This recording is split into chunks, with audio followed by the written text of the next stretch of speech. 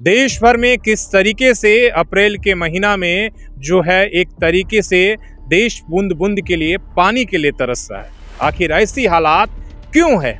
आखिर ऐसा कौन सा विकास हो रहा है पूरी दुनिया में कि हम नदियों के और अपने प्राकृतिक धरोहर के ऊपर लगातार विनाश करते जाते हैं और उसको हम विकास बता रहे हैं कि केवल झारखंड में 200 में नदियों में से 80 से 90% जो नदियां हैं वो अप्रैल महीना में ही सूख चुकी है।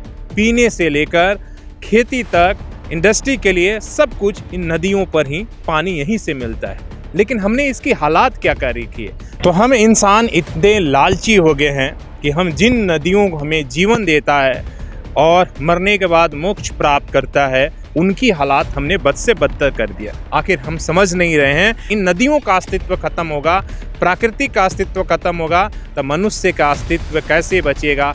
आखिर हम अपने अस्तित्व के खत्म करने पर किस तरीके के विकास चाह रहे? आपको पता है कि देश के ऐसे 20% जिला है जहां पर भूगर्भ मतलब नीचे का पानी भी नहीं है। पानी के लिए पूरा देश बूंद बूंद तरस रहा है, लेकिन इसके बाद भी पानी का महत्व क्या है? जो बचा है उसको किस तरीके से खत्म कर रहे हैं आप देख सकते हैं। ये समझ लीजिए कि जिस तरीके से नदियों का अस्तित्व खत्म होगा उसी तरीके से मनुष्य का भी अस्तित्व खत्म होना है।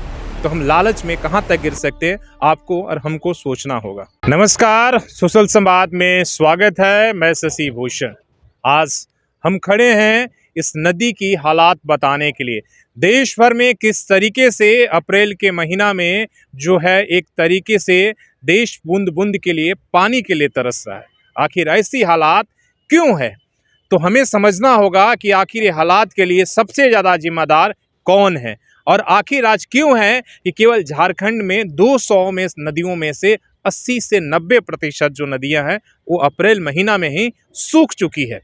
आखिर ऐसा कौन सा विकास हो रहा है पूरी दुनिया में कि हम नदियों के और अपने प्राकृतिक धरोहर के ऊपर लगातार विनाश करते जाते हैं और उसको हम विकास बता रहे हैं। आज ये स्वर्णरेखा नदी है और ऐसे हजारों लोगों के लिए और हजारों गांवों के लिए जो है ये जीवनदायिनी है। जिस तरीके से गंगा और सोन नदी बिहार के लिए और तमाम जो है राज्यों के लिए आप देखते हैं कि एक वरदान है, उसी तरीके से स्वर्णरेखा जो और खरकई नदी है वैसे ही झारखंड के लोगों के लिए एक तरह से वरदान है। पीने से लेकर खेती तक, इंडस्ट्री के लिए सब कुछ इन नदियों पर ही पानी यहीं से मिलता है। लेकिन हमने इसकी हालात क्या कर रखी है? आप इस नदी के जरिए इस देश के हालात को आप समझेंगे कि आखिर जो है आज़ादी के बाद इस देश में 100 से अधिक नदियां जिनकी अब सिर्फ नाम है वो खो गई हैं, गायब हो गई है।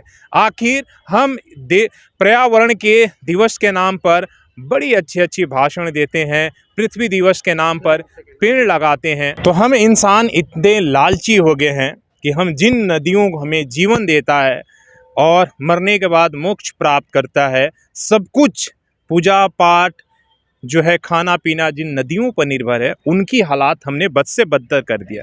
आप इस नदी के जल को देखिए किस तरीके से बदबू आ रहा है। जिस तरीके से दिल्ली में आपने यमुना को पानी को काला कर दिया है, वही हालात यही हैं। और इस शहर को प्यास बुझाने वाली ये नदी है और इस गर्मी के अप्रैल महीने में आप देखिए कि किस तरीके से जलकुंभी से ढका हुआ है और इस तरीके से आप देखिए कि यहाँ पर खड़ा होना इतना मुश्किल है।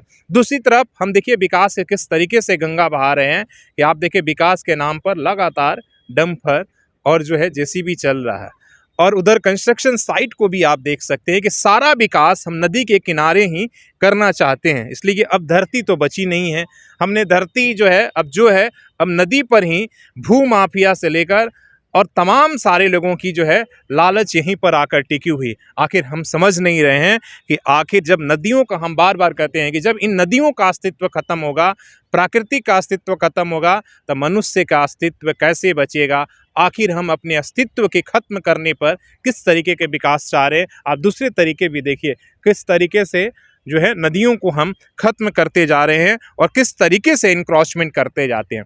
इसमें दोषी पूरा समाज है, जितना हमारा सिस्टम, जितना हमारा सरकार और जितना ये भू माफिया और तमाम लोग, उतना ही पूरा समाज भी दोषी है कि जिस नदियों को हम पूजा करते हैं, जिन नदियों को जल अपने घरों तक चढ़ाते हैं, जहाँ पर हर जो है कर्मकांड करने के लिए नदियों पर निर्भर है, लेकिन उन नदियों की ऐसे हालात करते हैं हमारे आपके तमाम घरों से निकलकर इस तरीके से इस पानी को जहरीला बनाता है। हम सोचते नहीं हैं कि दूसरी तरफ आप कुछ ही दूरी पर यहाँ से और वहाँ तक आपको 1 से 2 किलोमीटर तक में कई ऐसे जो चेक डैम और पानी के लिए पूरा डैम बने हुए हैं, जहाँ से हमारे और आपके घरों में पानी जाता है, इसलिए कि भूगर्भ तो हमने पहले से ही सुखा दिया है। आपको पता है कि देश के ऐसे 20% जिला है जहाँ पर भूगर्भ मतलब नीचे का पानी भी नहीं है।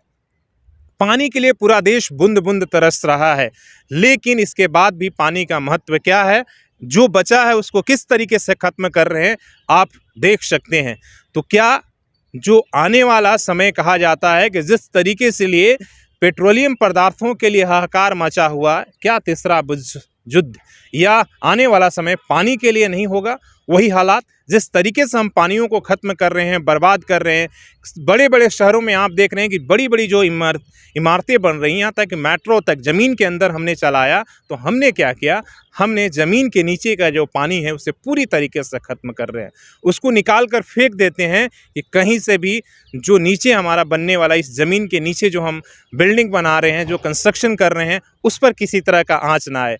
लेकिन आज का जो बिल्डिंग थोड़ी सी आपको विकास दिख रही है, लेकिन आने वाले समय के लिए किस तरीके से विनाश हो रहा है और प्राकृतिक आपदाएं के रूप में आप देख रहे हैं कि इस देश और पूरी दुनिया में हर साल तबाही मच रही है। तूफान के रूप में आप देख रहे हैं, भूकंप के रूप में आप देख रहे हैं, सुनामी के रूप में आप देख रहे हैं, लेकिन इसके बाद भी, इस विनाश लीला के बाद भी हम चेतने को नहीं है। बड़ी दुख के साथ कहना पड़ा इन नदियों को देखकर, अगर आपका दिल विचलित नहीं होता है, अगर यहाँ पर खड़े होकर आप देखिए कि नदियाँ किस तरीके से इनका पानी संधाड़ मार रहा है, और इससे समझिए कि नदी नहीं, ये नदी अगर जिस तरीके से दम घुट घुट कर जो है एक तरीके से मृत समान हो रही, उसी तरीके से हमारा, आपका और पूरा समाज कहीं से ना कहीं अपनी सोच से संधाड़ मार रहा है, जिसको हम विकास मान रहे हैं, और इस तरीके से ये सारी चीज़ें खड़ा कर रहे हैं। और ये पूरे देश में इस तरह का मॉडल है। कहीं पर बड़े बड़े डैम बनाने के नाम पर, कहीं पर बिजली पर्यटन यंत्र लगाने के नाम पर, और कहीं विकास के नाम पर जो है इस तरीके से हम नदियों को बांधते जा रहे हैं, जिसका नतीजा ये है कि हमने नदियों को अविरल और निर्बाध नहीं रहने दिया। और आज ये समझ लीजिए कि जिस तरीके से नदियों का अस्तित्व खत्म होगा, उसी तरीके से मनुष्य का भी अस्तित्व खत्म होना है। तो हम लालच में कहाँ तक गिर सकते हैं, आपको और हमको सोचना होगा। अपने सहयोगी अभिषेक के साथ मैं शशिभूषण, सोशल संवाद न्यूज़, झारखंड।